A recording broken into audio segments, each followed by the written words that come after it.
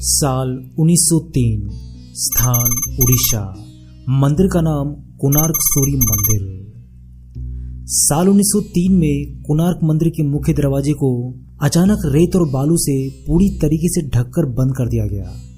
इस घटना को करीबन 118 साल बीत गए, परंतु आज तक भारत सरकार ने इस दरवाजे को नहीं खोला। जब आप कोणार्क मंदिर में जाएंगे तो आपको मंदिर का मुख्य द्वार बंद दिखाई देगा। आप इस मंदिर के आसपास वाले इलाके में घूम सकते हैं, परंतु इस मंदिर का वैभव और रहस्य इस मंदिर के बीचों बीच मुख्य दरवाजे के अंदर मौजूद है। इस मंदिर से जुड़े कई रहस्य हैं, जैसे कि ये मंदिर अधूरा है, ये मंदिर शापित है, ये मंदिर सैकड़ों सालों से रेत में दफन था। इस मंदिर के ऊपर 52 टन का एक चुंबक लगा था।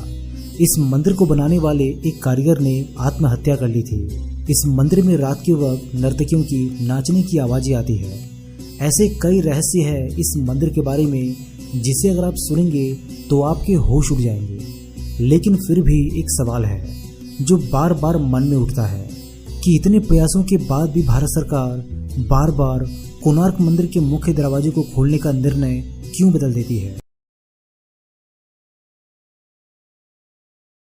आज हम बात करेंगे कोणार्क सूर्य मंदिर के उन रहस्यों के बारे में जिसे भारत सरकार भी सबसे छुपाती है। तो चलिए इस वीडियो की शुरुआत कर लेते हैं। कोणार्क सूर्य मंदिर। ये मंदिर भगवान सूर्य को समर्पित है। इस मंदिर की भव्यता के कारण ही ये देश के सबसे बड़े 10 मंदिरों में गिना जाता है। कोणार्क का सूर्य मंदिर उड़ीसा राज्य के पुरी शहर से लगभग 23 मील दूर नीले जल से लबरेज चंद्रभागा नदी के तट पर स्थित है। इस मंदिर को पूरी तरीके से सूर्य भगवान को समर्पित किया गया है।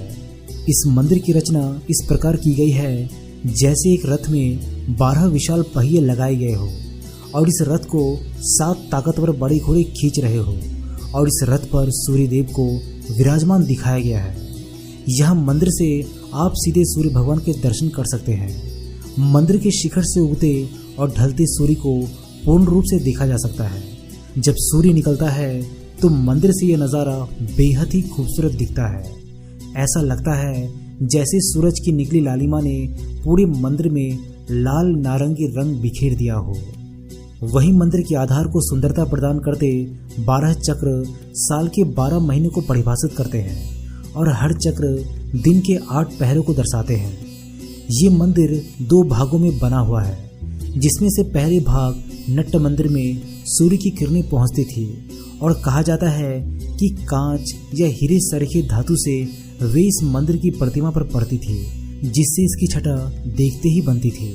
वहीं मंदिर की कलाकृति में इंसान, हाथी और शेर से दबा है, जो कि पैसे और घमंड का घोतक है और ज्ञानवर्धक भी है। इस मंदिर के बारे में कहा जाता है कि श्री कृष्ण के पुत्र सांब को श्राप से कोढ़ रोग हो गया था। उन्हें ऋषि कटक ने इस श्राप से बचने के लिए सूरज भगवान की पूजा करने की सलाह दी थी। सांब ने मित्रवन में चंद्रभागा नदी के सागर संगम पर कोणार्क में 12 वर्षों तक तपस्या की और सूर्यदेव को प्रसन्न किया। सूर्यदेव जो सभी रोगों के नाशक थे, इनके रोग का भी अंत कर दिया, जिसके बाद सांब ने सूर्य भगवान का एक मंदिर निर्माण करने का निश्चय किया। अपने रोग नाश के उपरांत चंद्रभागा नदी में स्नान करते हुए उन्हें सूर्यदेव की मूर्ति मिली। ये मूर्ति सूर्यदेव के शरीर के ही भाग से देव शिल्पी श्री विश्वकर्मा ने बनाई थी। सांब ने अपने बनवाए मित्रवन में एक मंदिर में इस मूर्ति को स्थापित किया और तब से यह स्थान पवित्र माना जाने लगा। कोणार्क के बारे में ये भी कहा जाता है कि यहाँ आज भी नर्तकियों की आत्माएं आती है। अगर कोणार्क के पुराने लोगों की माने तो आज भी यहाँ पर शाम को उन नर्तकियों के पायलों की झनकार आपको सुनाई देगी, जो कभी यहाँ राजा के दरबार में नृत्य किया करते थे। इस मंदिर का निर्माण एक सैंडविच के तौर पर किया गया है, जिसके बीच में लोहे के प्लेट थे, जिस पर मंदिर के पिलर रुके हुए थे। ऐसा भी कहा जाता है कि मंदिर के ऊपर एक 52 टन का चुंबक रखा हुआ था, जो कि इन खंभों से संतुलित था। इसी के चलते भगवान सूर्य की जो प्रतिमा थी वो हवा में तैरती हुई रहती थी, जिसे देखकर हर कोई हैरत में पड़ जाता था। कहा जाता है कि इस चुंबक को विदेशी आक्रमणकारियों ने तोड़ दिया था। ऐसा भी कहा जाता है कि मंदिर के ऊपर रखे चुंबक के चलते समुद्र से गुजरने वाले नाव, जो कि लोहे के बने होते थे, इस चुंबकीय क्षेत्र के चलते क्षतिग्रस्त हो जाती थी। इस कारण अपनी नाव को बचाने हेतु नाविक इस पत्थर को निकालकर ले गए। ये पत्थर एक केंद्र शिला का कार्य कर रहा था, जिससे मंदिर की दीवारों के सभी पत्थर संतुलन में थे। इसके हटने के कारण मंदिर की दीवारों का संतुलन खो गया और परिणाम स्वरूप वो गिर पड़े। परंतु इस घटना का कोई ऐतिहासिक विवरण नहीं मिलता और न ही ऐसे किसी चुंबकीय केंद्रीय पत्थर के अस्तित्व का कोई ब्यौरा उपलब्ध है। सन 1568 में उड़ीसा में मुस्लिमों का आतंक नियंत्रण में हो चुका था, परंतु इसके बाद भी हिंदू मंदिरों को तोड़ने के निरंतर प्रयास होते रहते थे।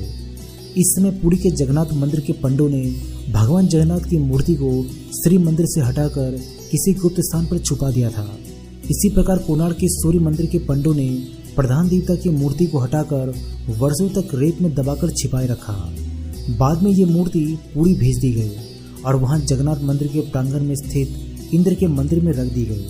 कई लोगों का ये मानना है कि यहाँ की पूजा मूर्तियाँ अभी भी खोजी जानी बाकी है, लेकिन कई लोगों का ये भी कहना है कि सूर्यदेव की मूर्ति जो न्यू दिल्ली के राष्ट्रीय संग्रहालय में रखी है वही कोणार्क की प्रधान पूज्य मूर्ति है। फिर भी कोणार्क मंदिर में सूर्य वंदना मंदिर से मूर्ति हटने के बाद से बंद हो गई। इस कारण कोणार्क में तीर्थयात्रियों का आना जाना बंद हो गया। कोणार्क सूर्य वंदना के समान ही वाणिज्य गतिविधियों का एक कीर्तिवान नगर था, परंतु इन गतिविधियों के बंद हो जाने के कारण ये एकदम से वीरान हो गया और कई सालों तक रेत और जंगलों से ढका रहा। फिर बाद में इस मंदिर को खोजा गया, लेकिन इसके कई हिस्से बहुत ही बुरी हालत में पाए गए।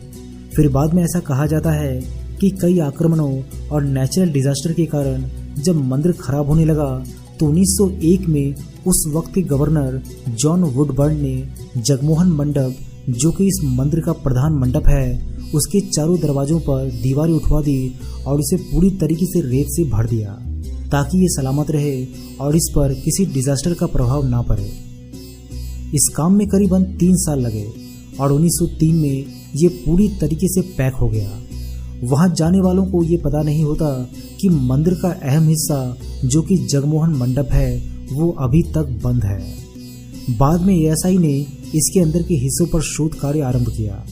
कई बार लोगों के दर्शन हेतु इस मंदिर के मुख्य दरवाजों को खोलने की बात कही गई, परंतु 118 साल बीत गए और आज भी ये आलम है कि ये बंद है। आप इंटरनेट पर और आर्टिकल के माध्यम से पढ़ सकते हैं कि न जाने कितनी ही बार इस मंदिर के मुख्य दरवाजे को खोलने का जिक्र हुआ, लेकिन बार बार आखिर में ये निर्णय बदल दिया गया। क्या सच में इस मंदिर को प्राकृतिक आपदा के बचाव के कारण ही बंद किया गया या कोई और वजह थी इसको बंद करने की? ये सारे सवालों से पर्दा तभी उठ सकेगा जब ये दरवाज़ा खुलेगा। दोस्तों, आपका क्या ख्याल है इसके बारे में? अपने सभी जवाब हमें कमेंट बॉक्स के माध्यम से ज़रूर लिखिएगा। मैं हूं आपका दोस्त प्रदीप। जल्दी मिलता हूं आप सभी के साथ एक नए वीडियो के माध्यम से। तब तक के लिए अपना ख्याल रखिएगा।